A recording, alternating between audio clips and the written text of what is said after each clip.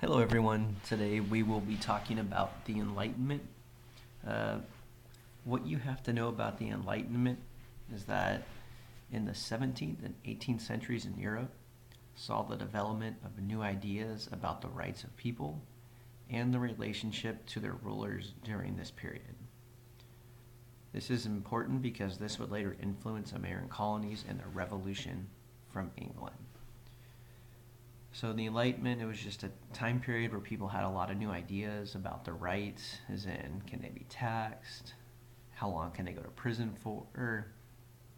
What is a king supposed to do? Should you even have a king? And a lot of these ideas that came around influenced the United States during the Revolution. And a revolution is when you overthrow a government. There's been revolutions several times in history. If you're from Central America, every single one of those countries had a revolution from Spain. There's still revolutions today. We recently had a revolution in Egypt. There was a revolution in Libya. So there's revolutions are something that have happened throughout history. And right now we're talking about the American Revolution, and it's where we broke away from England and became our own country.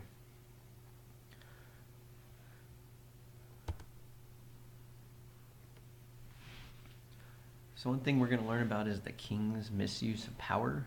At the time, England had a king, something the United States doesn't have. And the French and Indian War was fought between Britain and France over territory and resources. Colonists, including George Washington, participated in the British war effort. As a result of the war, Britain was in debt and felt they needed to guard the newly acquired territories. This last part is important because Britain, when the war was over, they put a lot of money into the colonies and they kept a lot of troops there, and they felt they had to protect these colonies because they made money off of them. And if you remember from our last class, after the war, because Britain had a lot of debt, they started taxing the colonists. And the colonists felt that the taxes Britain gave were not fair. And the big reason why they felt it was not fair was colonists felt it was not right that they could not vote for the leaders that taxed them. So people were just taxing them, but they had no say. They could not vote in anything. And sorry, I moved that. So in the United States, Congress creates and votes for taxes. But we can vote for Congress. If we don't like them, we can vote them out. But the colonists did not have this option. They were told that they had to pay taxes and they had no say in it. This led to increased anger between Britain and its colonies.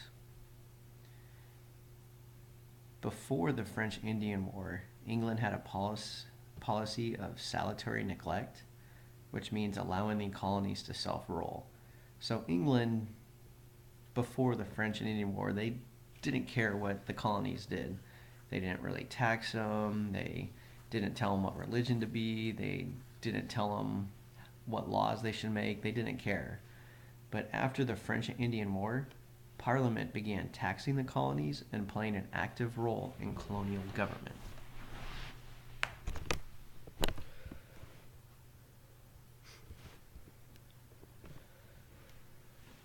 So we're going to look at some of the specific ideas of the Enlightenment.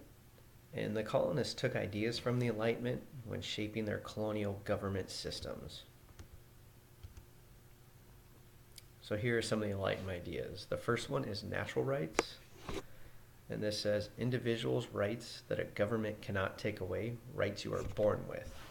So natural, when people think of natural, they usually think of nature. But these are just rights that you are born with, no matter what. Nobody can take these away. Government cannot take them away. Like, you should feel safe. Doesn't matter where you are, you should feel safe, and the government cannot take that away. The other one is consent of the governed, and it says a government gets its power from the people, and if it abuses its power, then the people can overthrow it.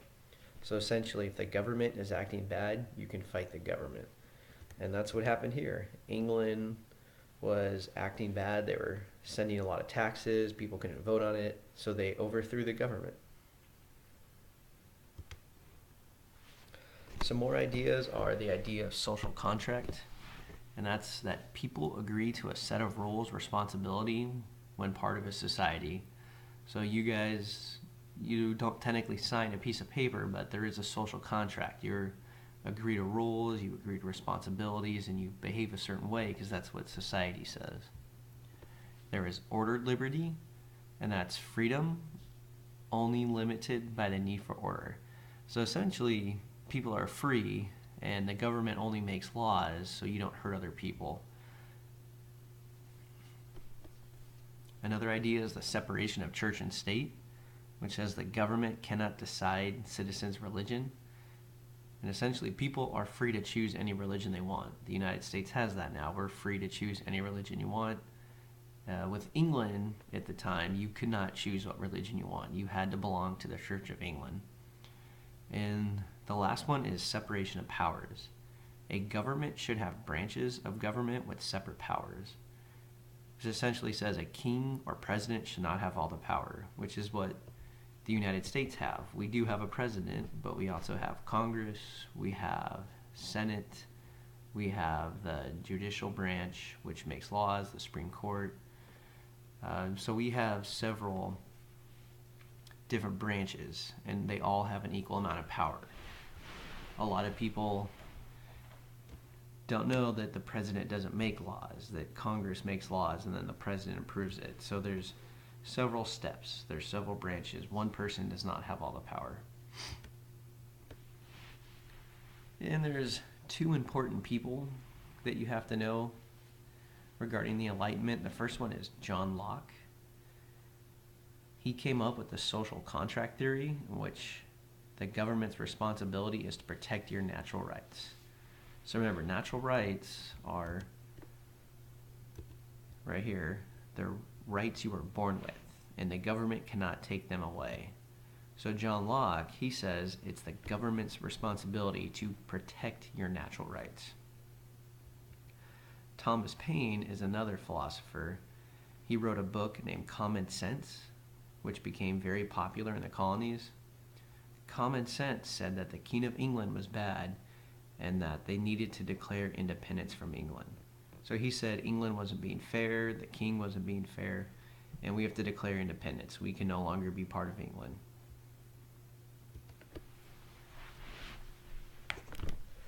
And this is relevant to Britain because leaders in the colonies began to call for independence from Britain. Republican governments and Union of States. So when it says independence, that means they no longer wanted to be part of Britain. Remember, during this time, there was no United States. These were colonies, and they were British, right, which is the same as English. This was an English country. However, a lot of the leaders wanted to leave Britain, become their own country. Propaganda was released that called the king the greatest enemy of American liberty. And by 1776, Enlightenment ideas were used to write influential documents such as Common Sense, which was written by Thomas Paine, and the Declaration of Independence, which is Thomas Jefferson.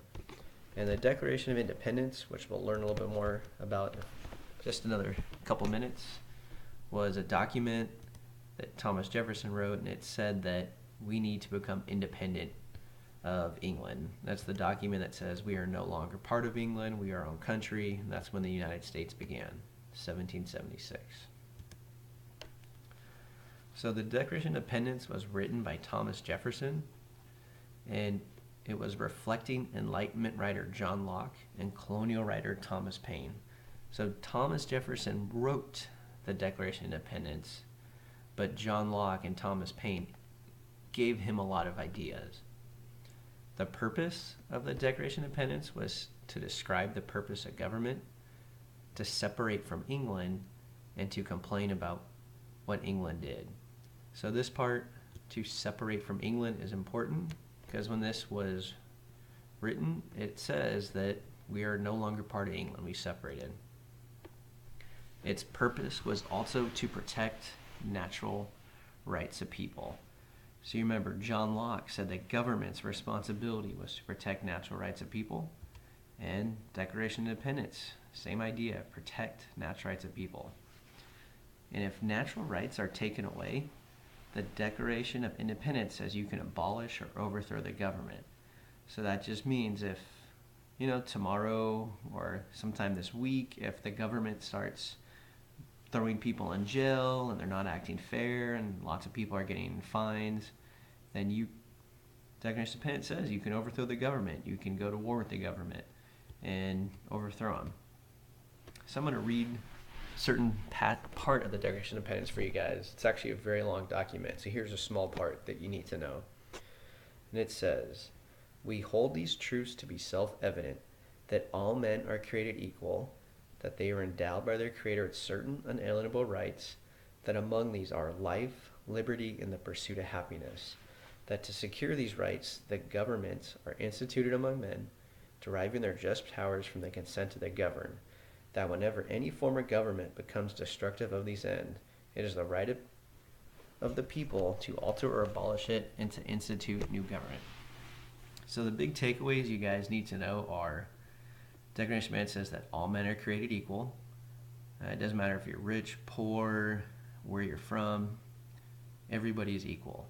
It also says that you have life, liberty, and the pursuit of happiness, so you shouldn't have to worry about your life. And you're free to do whatever you want. You can pursue any job you want, any school you want.